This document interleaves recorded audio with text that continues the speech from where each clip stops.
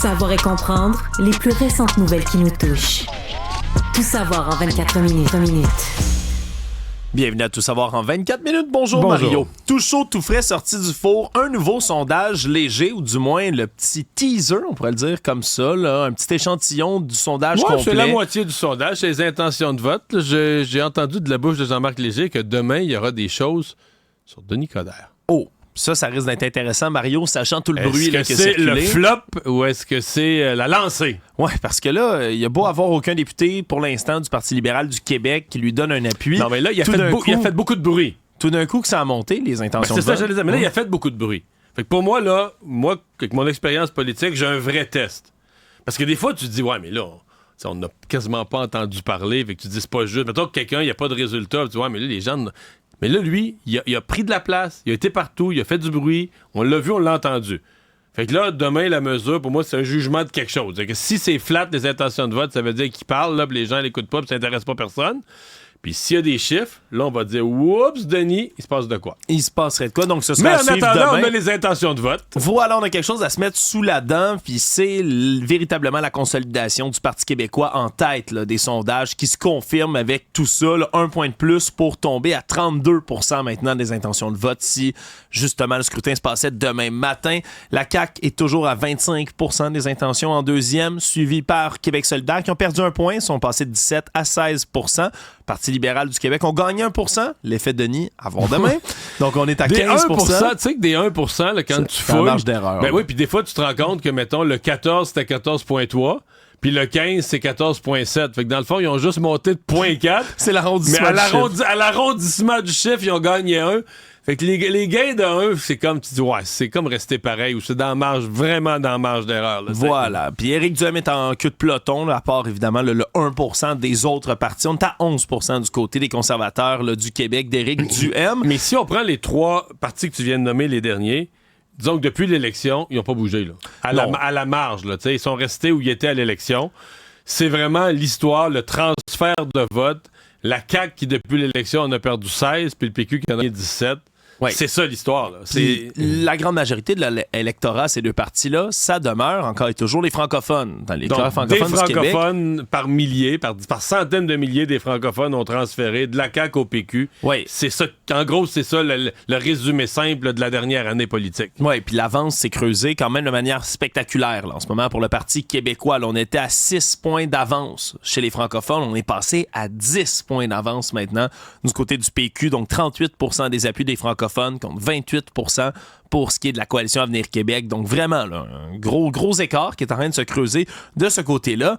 Mais c'est aussi les chiffres de l'insatisfaction. Tu as toujours le classique du sondage léger. Là, êtes-vous très satisfait, indifférent, peu satisfait, très insatisfait, par exemple. Là, tout ça qui se décline.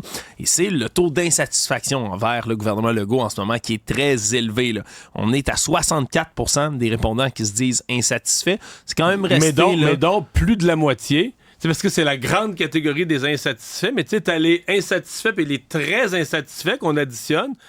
Et là, les très insatisfaits sont à 34. Ça veut dire que dans la population, là, t'as plus que le tiers de la population qui vit là, enragé contre le gouvernement, là, oui. qui déteste le gouvernement. C'est tout un problème. Là. C'est tout un problème, surtout qu'à l'autre bout du spectre, là, les gens qui sont très satisfaits... Il n'y en a pas, très 5%. peu. Ouais, c'est ça. 5% des gens. Puis là, quand on s'entend, il y a un parti politique, il y a des gens qui ont leur carte de membre, il y a des gens qui appuient toujours officiellement ce parti-là. T'as 89 députés.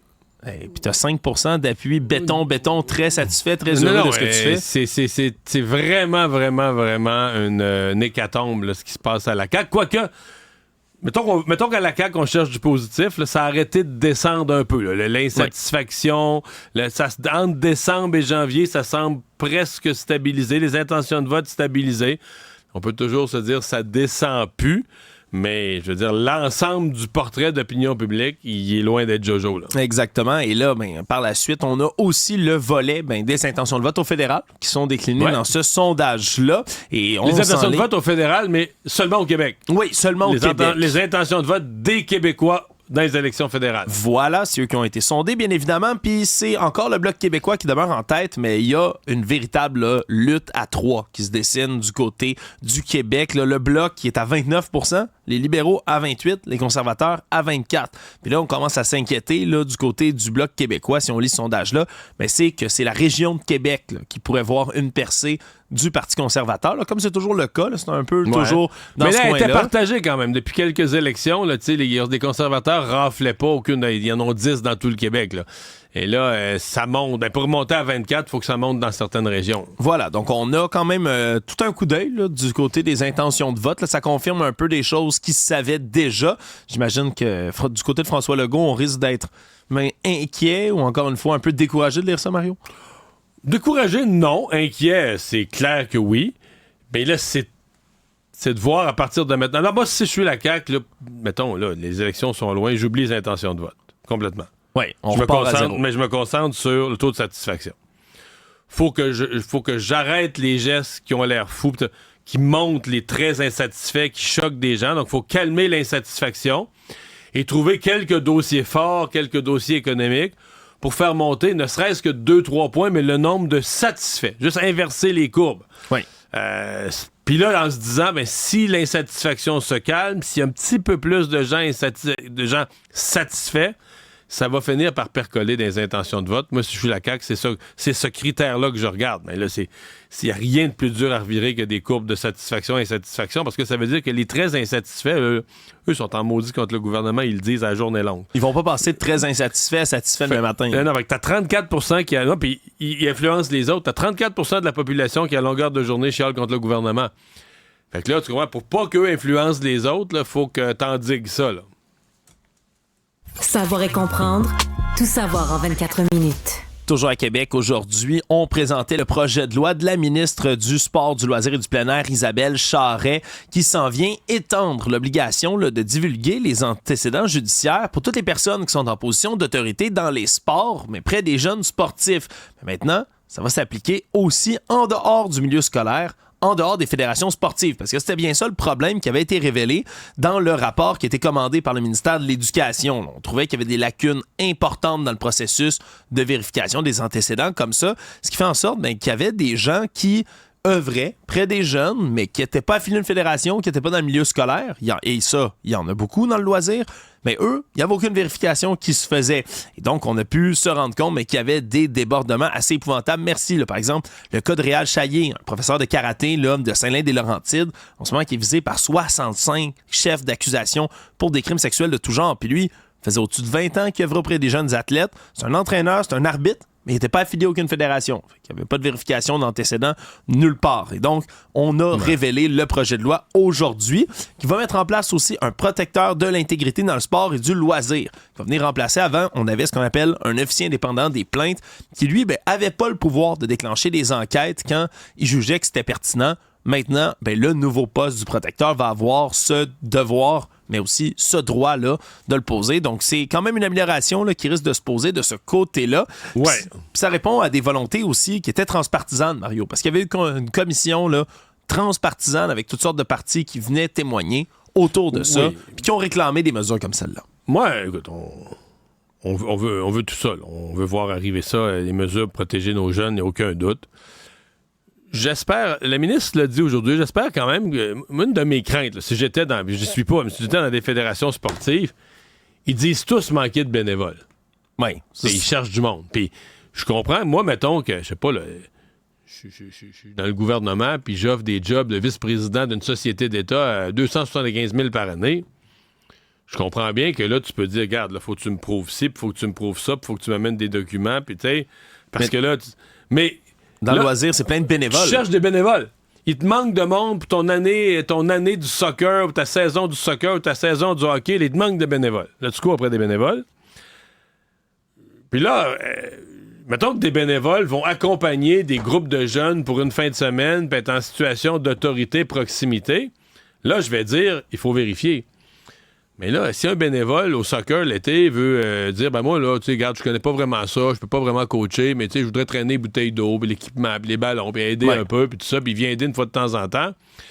C'est sûr que ce bénévole-là, si tu lui dis, ben là, tu sais, c'est ci, puis la police, puis un rapport, ben, peut-être qu'il va te dire, ben là, c'est-tu, laisse faire. Ouais. Tu sais, si tu y mets des contraintes administratives pour une job bénévole, où il n'est pas tant que ça en contact. Alors, c'est parce qu'à un moment donné, à vouloir tellement bien faire, puis on a tellement traumatisé de vouloir protéger nos jeunes, est-ce qu'on risque de se priver de certains bénévoles, de compliquer la vie des fédérations, de rendre l'organisation du sport impossible?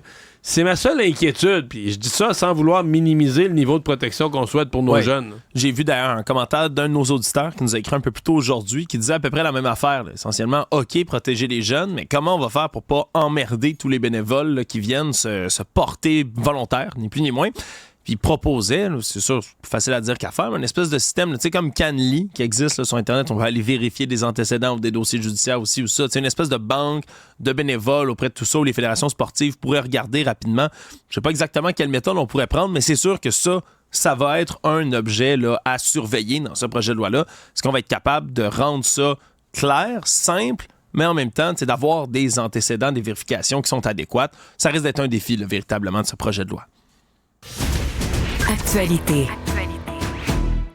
Un rapport qui est paru aujourd'hui révèle qu'il n'y aurait pas eu d'ingérence chinoise à la fondation Trudeau, comme c'était émergé, on s'en souviendra, là, au cœur d'une tempête là, qui avait fait démissionner l'hiver dernier là, en bloc les membres du conseil d'administration de la fondation Trudeau. Là. Ça avait explosé alors qu'on avait reçu un don qui est devenu controversé de 140 000 $ de la part d'un homme d'affaires qui est très près du régime communiste chinois en 2016 et en 2017.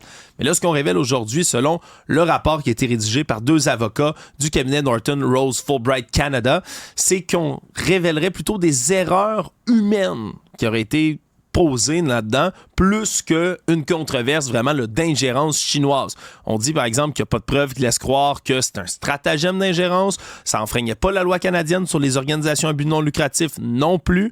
Le seul problème, ce serait d'avoir manqué de faire des vérifications très approfondies des donneurs, là, ce qui existe en anglais comme « Know your donor ». Donc, tu es supposé savoir que tu es un organisme qui sait qui te donne de l'argent. Oui, mais j'accepte le rapport.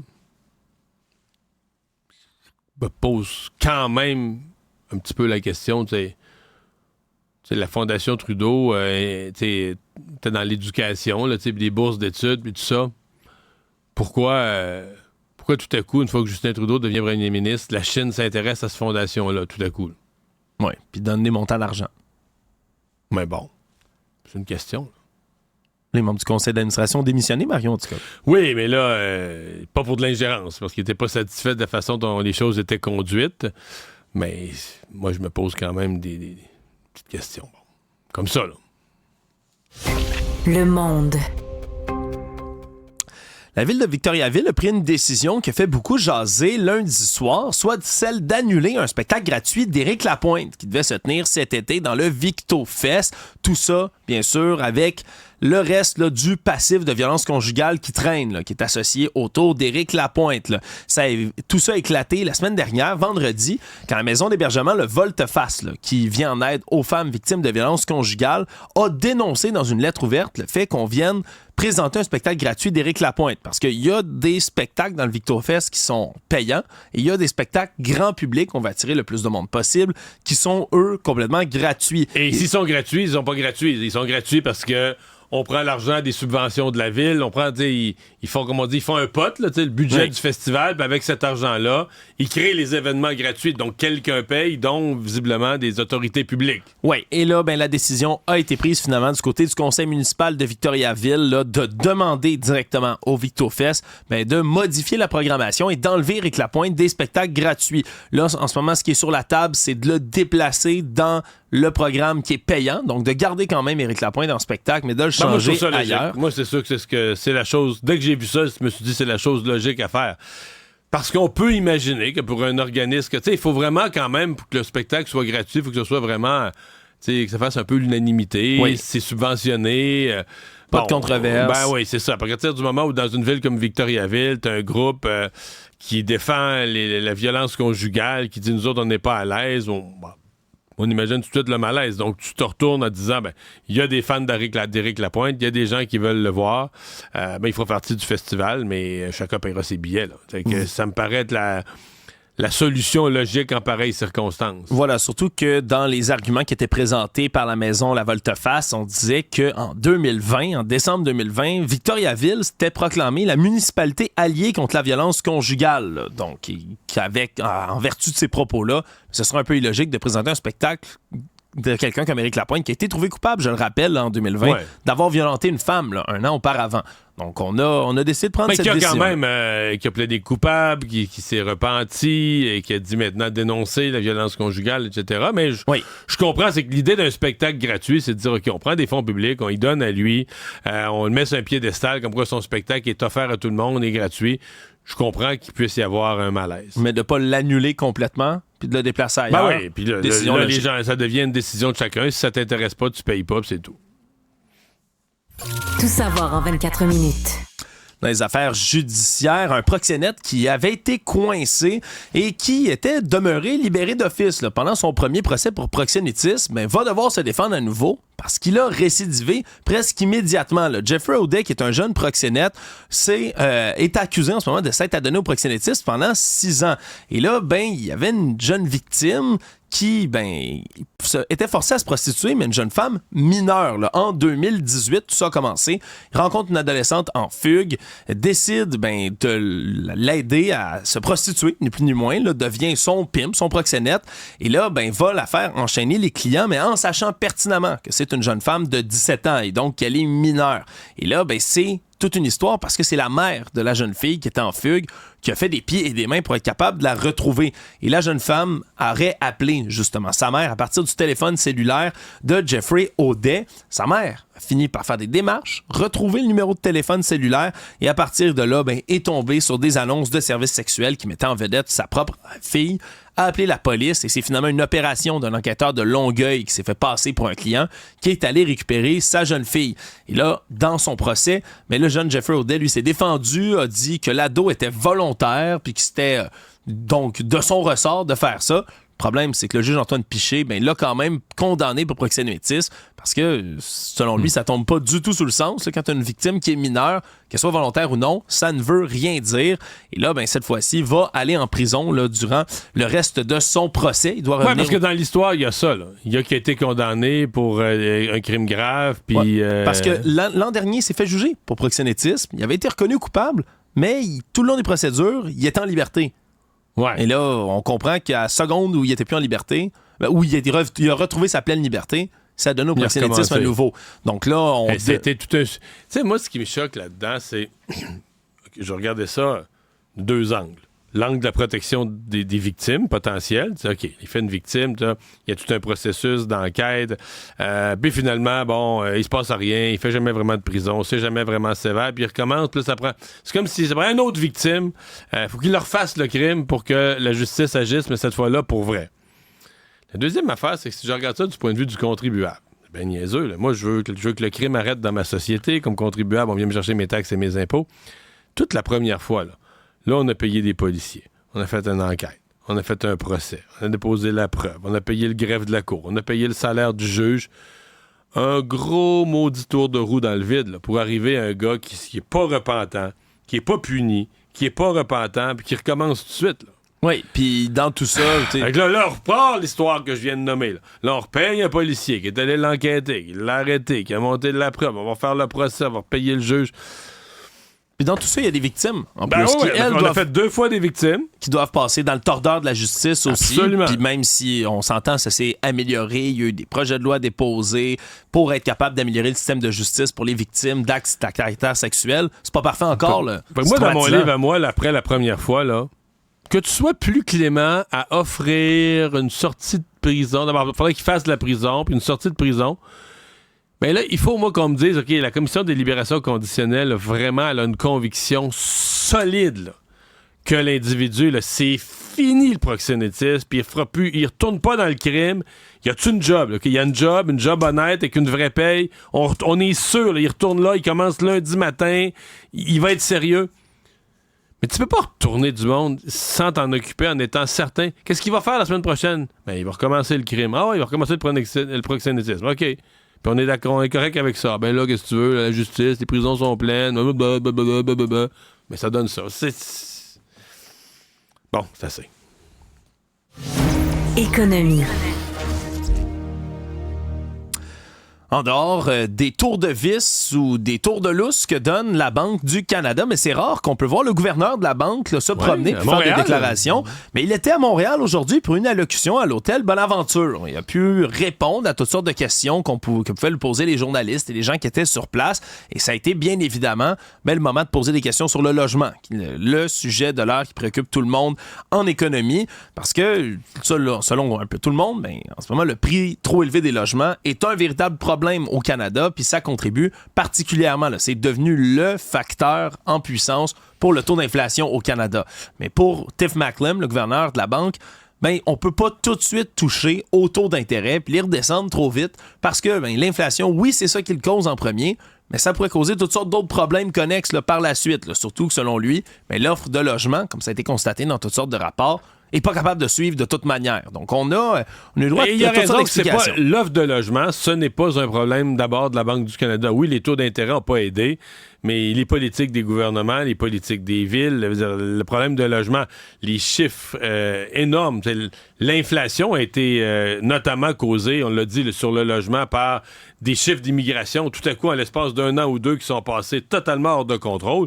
Donc, il y a des raisons fondamentales et l'inflation, on a beau dire, les taux d'intérêt ont joué un rôle sur le logement, mais l'inflation aussi, si lui, mettons, il fait pas sa job, puis il laisse aller l'inflation à 4-5 %, mais l'inflation, elle vient agir sur les matériaux de construction, l'inflation, elle vient agir sur les déterminants des coûts de construction, puis des coûts de logement aussi, là. Oui. Fait que, c'est un cercle vicieux, donc il faut que tu contrôles l'inflation, puis la seule façon de faire baisser, on l'oublie, mais la seule façon de faire baisser ou d'arrêter de monter le prix des logements, c'est que l'offre et la demande soient à l'équilibre. Oui. Puis là, la demande est créée par un accroissement de population énorme. Puis l'offre est pas là. On n'a jamais aussi peu construit qu'en 2023. Puis même le mois de décembre qu'on vient d'avoir les chiffres est encore pire que le reste de l'année. Donc, il faut construire plus. C'est ça, il faut construire plus, il faut construire mieux, il faut construire plus vite. Alors, M. Macklem a raison là-dessus. Autant, moi, je le blâme pour avoir été trop lent à agir au début. Je pense qu'on aurait pu attaquer l'inflation. Au début, il croit son erreur, puis le gouverneur de la Banque des États-Unis, de la Fed aussi. Quand l'inflation est apparue à l'automne 2021, ils y ont pas cru. Comme ils ont commencé à agir trop tard, ils ont été obligés de nous commander de sortir un plus gros bat de baseball pour battre l'inflation parce qu'ils l'ont laissé lever de terre. Là. Mais pour le reste, il a raison. C'est la crise du logement, c'est pas lui. Le Monde. Une des nombreuses décisions de justice sur l'ex-président américain Donald Trump est sortie aujourd'hui alors qu'un tribunal en appel a rejeté sa demande d'immunité pénale qu'il avait formulée. Vous en souviendrez peut-être, M. Trump avait argumenté avec ses avocats qu'il devrait être immunisé pour tout ce qu'il a fait pendant qu'il était à la Maison-Blanche. En fait, lui veut une immunité complète et totale pour le président des États-Unis de n'importe quel geste, n'importe quel crime. Oui, son argument principal, c'est que si un président n'est pas immunisé contre quoi que ce soit, puis c'est d'ailleurs une phrase qu'il a répétée aujourd'hui, par voie de communiqué après avoir entendu le jugement. Il dit que selon lui, tous les présidents vont se faire poursuivre à la minute où ils sortent de leur office. Le problème, c'est que tous les présidents américains de l'histoire n'ont pas été poursuivis jusqu'ici, sauf lui, en sortant d'office. Lui citait d'ailleurs une jurisprudence de procédure civile qui avait été intentée en 1980 contre l'ancien président Richard Nixon. Le problème, puis ça a été cité aujourd'hui dans la décision, c'est que Richard Nixon se faisait poursuivre au civil, pas dans une cause pénale, dans auquel cas ça n'aurait pas tenu. Et là, on dit qu'il n'y a aucun motif à maintenir cette immunité-là. Donc, une grosse décision qui va être capable de permettre à la justice américaine de poursuivre, d'aller de l'avant pour le juger pour les tentatives de renverser illégalement les résultats de l'élection de 2020. Parce que c'est sur ce cas-là particulièrement qu'il voulait faire appliquer son immunité. Georgie, là. Exactement. Donc, ce sera tout ça, un autre gros dossier à suivre. Économie. Savoir et comprendre.